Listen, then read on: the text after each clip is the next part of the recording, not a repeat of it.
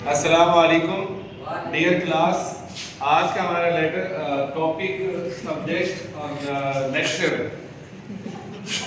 Letter writing है। क्या है? लेटर राइटिंग की दो टाइप्स होती है, फॉर्मल लेटर राइटिंग और informal letter writing.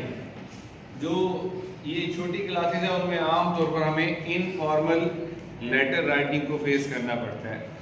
Informal letter writing वो लेटर राइटिंग होती है जिसमें आप अपने रिलेटिव्स, अपने फ्रेंड्स, अपने सिबलिंग्स को लेटर लिखते हैं। इसको इनफॉर्मल इसलिए भी कहा जाता है, इसमें अदर देन टॉपिक, यानी जो एक टॉपिक ऑफ द लेटर होता है, आपने अपनी इलनेस के बारे में बताना है, आपने ड्यूज मंगवाने हैं, या आपने किसी का थैंक्स करना है, या किसी को बर्थडे विश करनी है, तो उस सब्जेक्ट के अलावा भी बातें होती हैं, इधर उधर की बातें, कि आप कैसे हैं, घर में सब ठीक हैं, सबको सलाम कहना, मैं भी ठीक हूँ, यहाँ आज हमने पार्टी की, तो इधर उधर की बातें भी बताते हैं हम। इसलिए इसको क्या बोलते हैं? इनफॉर्मल लेटर राइटिंग कहते हैं। फॉर्मल लेटर राइटिंग में इस तरह की बातें आमतौर पर नहीं की जाती, वो थोड़ी सी स्ट्रिक्ट राइटिंग होती है, टू द पॉइंट होती है, अबाउट द टॉपिक होती है। तो इनफॉर्मल लेटर राइटिंग में फैक्टर एग्जाम में लेटर राइटिंग का क्वेश्चन आ सकता है। अगर आ जाता है तो हमारे सामने जो लेटर का नेम होगा वो इस तरह से होगा कि थोड़ा सा उसे घुमाकर स्टेटमेंट दी जाएगी। जैसे अभी आपका रिसेंटली पेपर हुआ है तो उसमें आपको ये इस तरह से स्टेटमेंट मिली है कि your factor exams are approaching and your father living out of city. एक वो बताया, थीम क्रिएट की है, एग्जाम्स आ रहे हैं और वालिद साहब कहाँ रहते हैं? आउट ऑफ सिटी रहते हैं। Write a letter to your father, अपने वालिद साहब को खत लिखें, and inform him about your preparation, अपनी तैयारी के बारे में उन्हें बताएं, फॉर द अपकमिंग एग्जामिनेशन, आने वाले इम्तिहानों के बारे में। अब ये सिंपल भी तो कह सकते थे कि write a letter to your father, inform him about your upcoming exams. ये इससे पहले कि वो सिनेरियो बताना कि पैक्टा एग्जाम्स आ रही हैं, वालिद साहब बाहर रह रहे हैं और आप जो है वो उनसे काफ़ी अर्से से बात नहीं की, ये सब बातें किस लिए? सिर्फ कंफ्यूज करने के लिए, या यूँ समझ लें कि ये बातें उल्टा आपको हेल्प कर रही हैं। आप लेटर राइटिंग में भी तो ये सब कुछ लिख सकते हैं ना। ये जितना उसका लेटर का नेम बढ़ रहा है उतना आपको फ़ायदा हो रहा है। हर क्वेश्चन में ये लिखा हुआ आता है, use correct grammar, punctuation, spelling.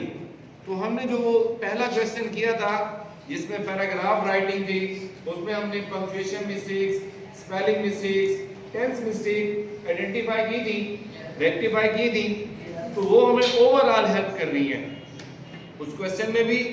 और इसके अलावा हमारा कंपोजिशन का कोई भी क्वेश्चन आता है उसमें हेल्प करेंगे। अभी लेटर राइटिंग में बच्चों आपको पढ़ा रहा हूँ कि लेटर राइटिंग में आप रियल लाइफ में लेटर नहीं लिख रहे, बल्कि आप एग्जामिनेशन हॉल, कमरा इम्तिहान में लेटर लिखते हैं। रियल टाइम में, प्रैक्टिकल लाइफ में लेटर लिखेंगे तो ये दो लाइनें आपके एड्रेस के लिए होती हैं। आप यहाँ पर एड्रेस लिखते हैं अपना, एक लाइन में आ जाए, दो लाइनों में आ जाए, तीसरी लाइन में आप सिटी का नेम अलग से लिखते हैं और फिर उसके बाद डेट लिखी जाती है। लेकिन जब आप एग्जामिनेशन हॉल में बैठकर लेटर लिखेंगे तो वहाँ पर आप एग्जामिनेशन हॉल लिखेंगे। अभी आप क्लासरूम में बैठ के लिख रहे हैं तो क्लासरूम लिखेंगे क्या?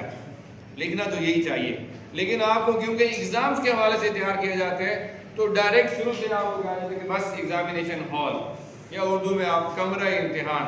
कभी आपने कमरा क्लास लिखा है या कोई हो कमरा जमात तो नहीं लिखा है, कमरा इम्तिहान, इम्तिहानी मरकज, वही लिखा जाता है। क्यों? क्योंकि आपको एग्जामिनेशन पॉइंट ऑफ व्यू से प्रिपेयर किया जाता है, यही वजह है। प्रैक्टिकल लाइफ में ऐसा नहीं करना। अक्सर बच्चों को कहा जाता है ना कि लेटर लिखो या एप्लीकेशन लिखो लीव के लिए, उसमें क्या लिखते हैं?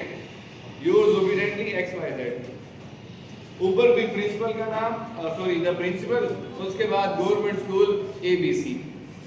वही जो मतलब यहाँ पर आप प्रैक्टिस करते हैं वही प्रैक्टिकल लाइफ में भी आप लिखना शुरू कर देते हैं।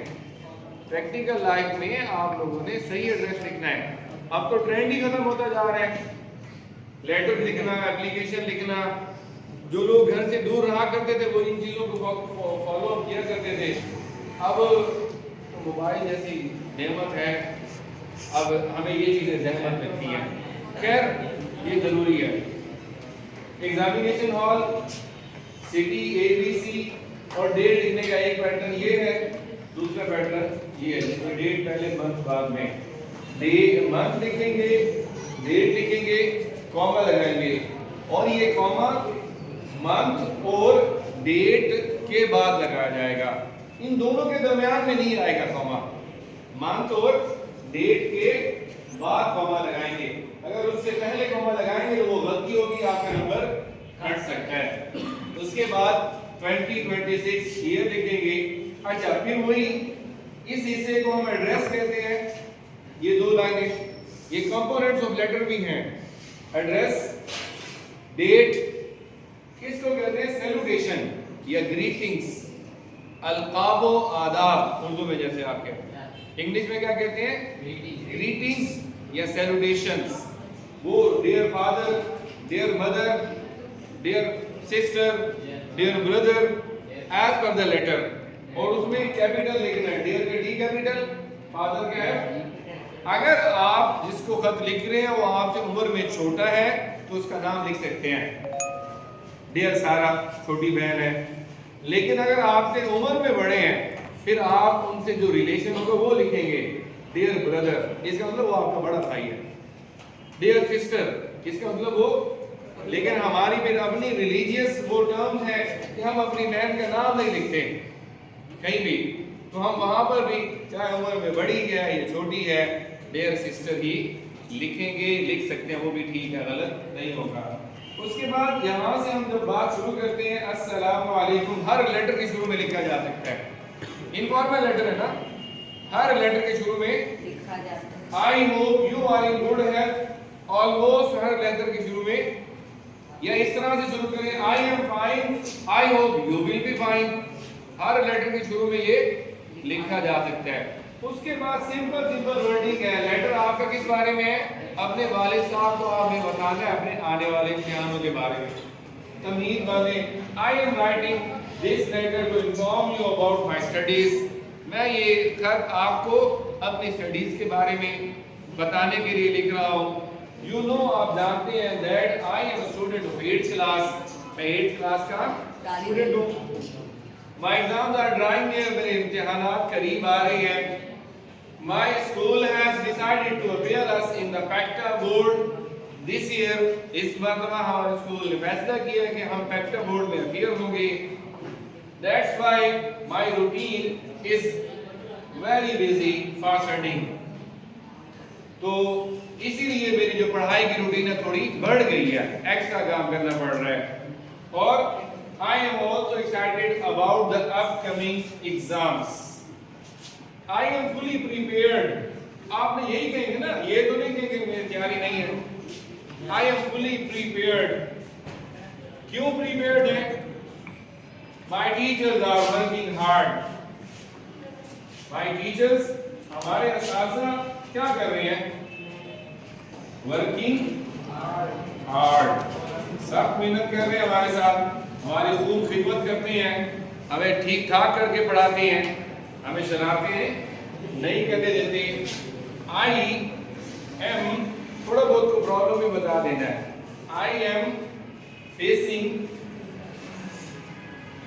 A big problem in maths कह दें या इन इंग्लिश कह दें, a big problem in maths, चलिए मैथ्स कह दें। That's why, यही वजह है, I am taking extra class for it, ये रिमीडियल क्लास होती है। That's why I am taking extra classes.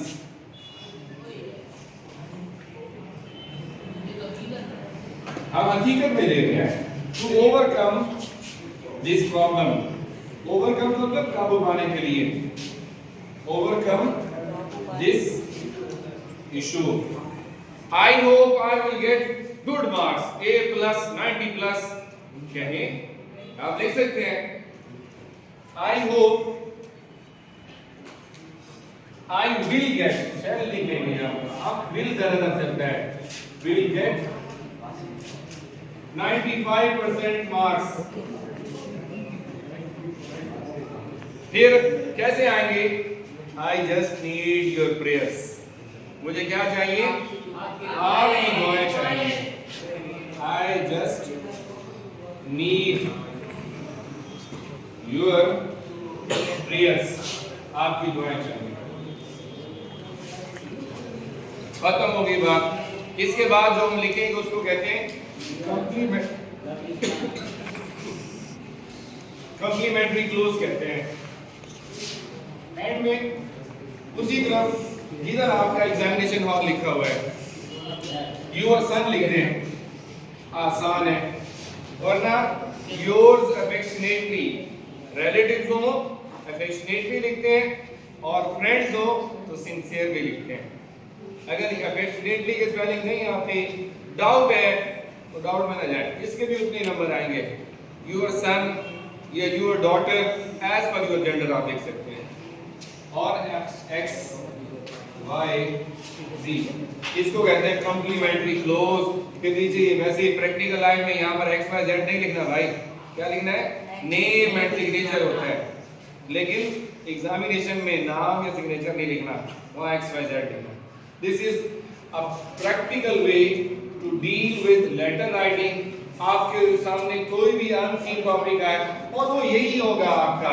Exams आ रही हैं, वालदा की तबीयत खराब है, आपकी तबीयत खराब है, सर्दियां आ गई हैं, आपको ठंड बहुत लग रही है, गर्मी आ गई है, बारिश हो गई है, नज़ला जुकाम हो गया है, बर्थडे आ गई है, किसी ने गिफ्ट भेज दी है, किसी को आपने गिफ्ट भेज दी है, पैसे चाहिए, इससे बाहर नहीं जाता आपका लेटर।